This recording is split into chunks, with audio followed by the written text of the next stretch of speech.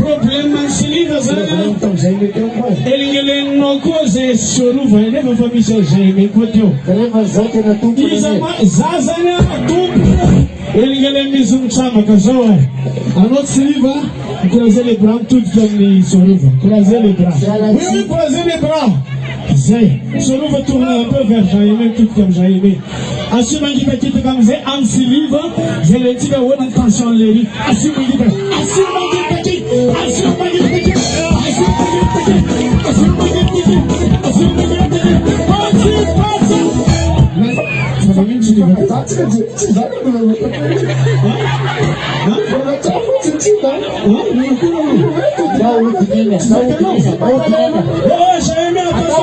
J'ai profité. Pas-y pas ça.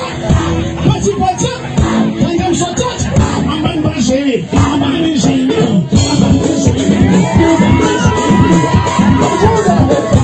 Espèce de bobine, c'est de bobine.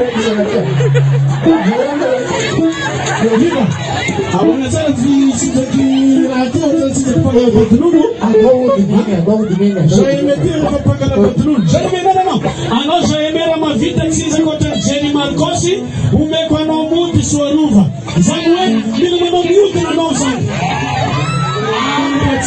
ameka muziki ta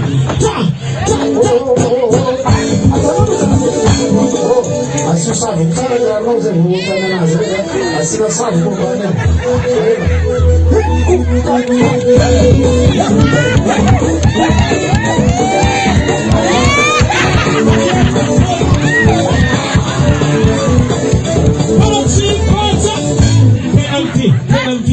Penalty.